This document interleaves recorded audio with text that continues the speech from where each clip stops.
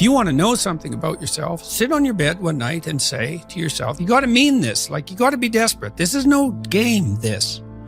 It's like, my life is not everything I want it to be, and perhaps it's not everything that I need it to be. And by need, I mean my life is so unbearable that the suffering that's attendant upon that is make me nihilistic, cynical, bitter, resentful, homicidal, genocidal, unable to have a good relationship, prone to punish people for their virtues because of my jealousy, driving the proclivity to see evil everywhere except within my own heart. Like, these are problems, man.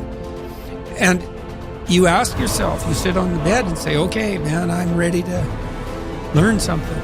Like, what's one thing I'm doing wrong that I know I'm doing wrong that I could fix, that I would fix? It's like, you meditate on that, you'll get an answer. And it won't be one you want, but it'll be the necessary one. You know, and it's often something that will point you to small things. So Carl Jung said, people in the modern world don't see God because they don't look low enough. And so imagine you're in your messy bedroom, you know, and you're sitting on the edge of the bed trying to have an honest dialogue with yourself. And the little voice says, you know, it's pretty disgusting in here. And you think, well, I'm way above such trivial niceties as organizing my room. Well, that's pride. That's arrogance. If you're above organizing what's actually yours, how in the world are you ever going to organize anything else? And so you get on your knees and you think, well, it's time to, you know, take a brush to the toilet. And maybe that's where you start. And that works. Like, that works. You start making those micro improvements, like real micro improvements, real on the ground, actual micro improvements to things you know that are wrong, you'll improve unbelievably rapidly. You're male and not female. You're Hindu and not Christian. You're tall and not short. You have an arbitrary range of talents and an arbitrary range of limitations, none of which, in some sense, you chose. It's the cards you're dealt. Now, some of those are cards of privilege. Now, maybe you're born intelligent. Maybe you're born symmetrical. Maybe you're born healthy. Maybe you're born into a culture where it's much easier not to be absolutely deprived. Maybe your parents are rich. And so all of that, in some sense, is unearned. Now, along with that comes a good dose of existential guilt. Because at the same time, and this is true for anyone, regardless of their cultural background, the ground we walk on is soaked in the blood of historical atrocity. And so that's on you. Because, you know, people think, well, who's the Nazi? Well, it's the fascist, or who's the radical communist? It's the radical left-wing ideologue. And the fundamental truth of the matter is that's best dealt with as a spiritual matter. Is the adversary is within, really, most profoundly. And so you have to take the responsibility for that historical atrocity onto yourself. I was talking to Guy Ritchie this week about his movie King Arthur. It's quite an interesting movie in many ways. And when Arthur, who could be the hero, takes the sword, he's so overcome by visions of his murderous uncle that he can't pick up the weapon. Well, think about that. Now, you have weapons at your disposal, but they've been used by your murderous uncle. Like, dare you wield them? And the answer is, maybe it's easy just to leave the sword on the ground because you do want to be responsible for atrocities going forward, and don't think you couldn't be, and don't think you might not enjoy it. And so, the way you pay for your privilege is with your virtue. I mean that most particularly. You have these opportunities and this existential guilt. And the way you expiate that and atone is by doing your best to live the best possible life you can manage, to speak the truth, to treat people with respect, to abide by the principles of the dignity of the individual, and to put your house in order. And that's how you pay for your unearned privilege. All of us.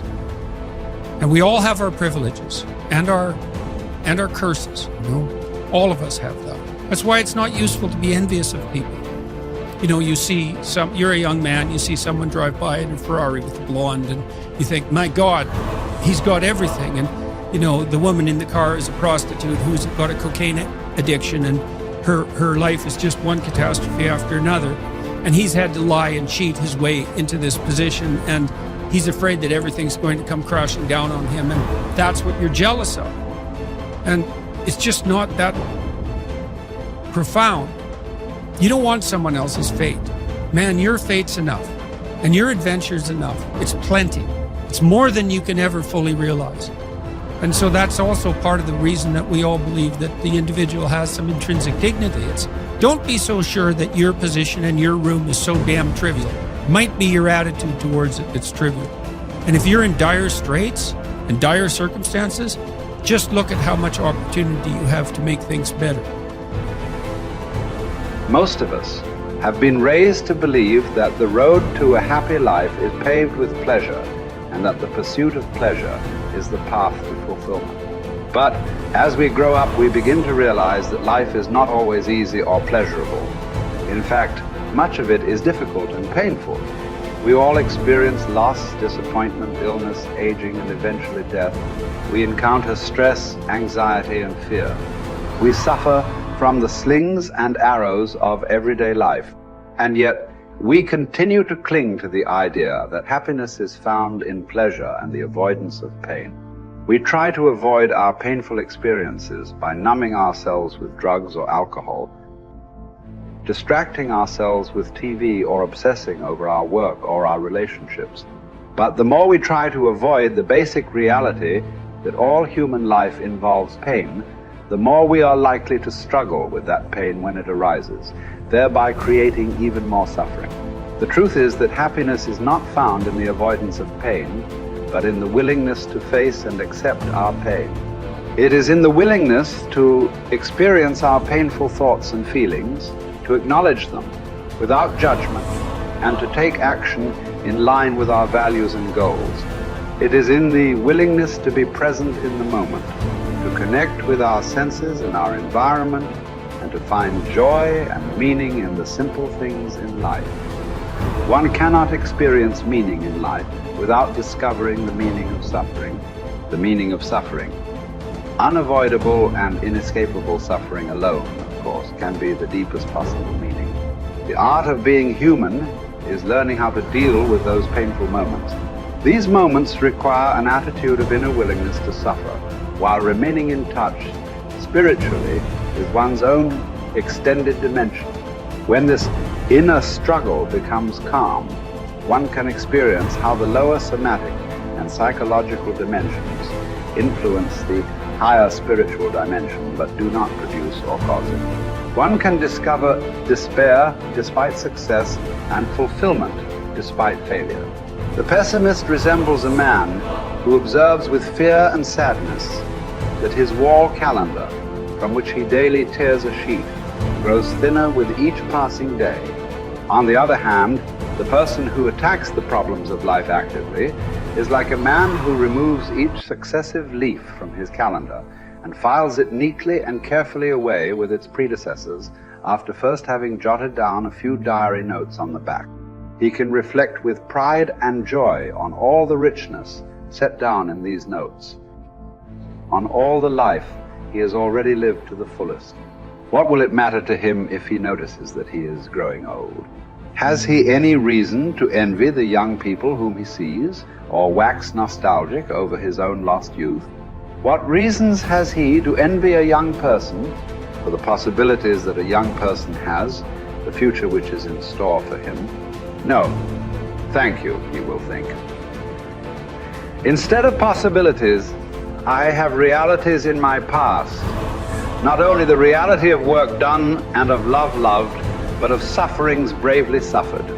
These sufferings are even the things of which I am most proud, although these are things which cannot inspire envy. Don't aim at success.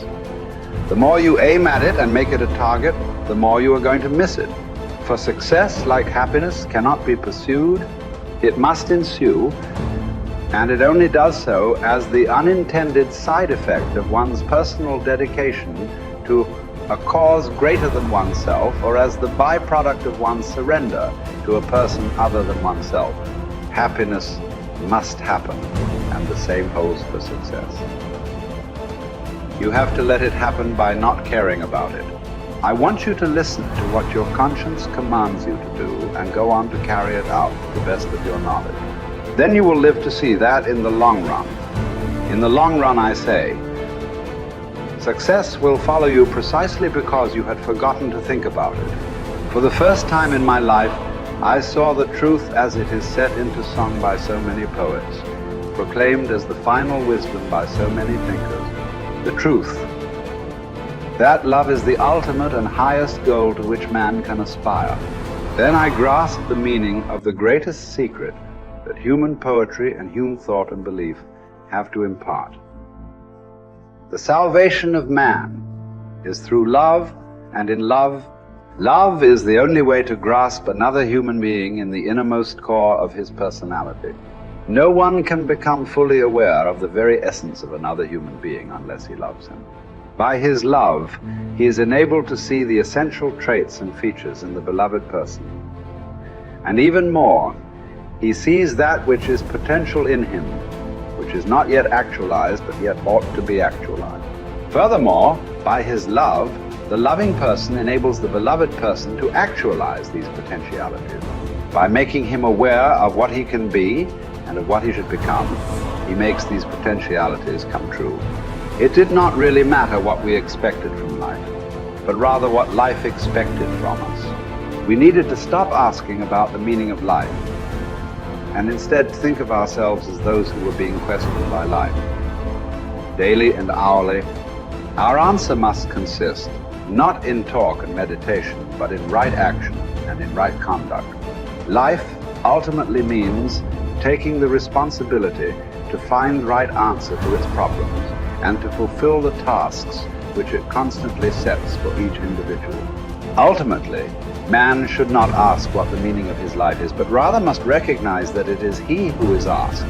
In a word, each man is questioned by life, and he can only answer to life by answering for his own life.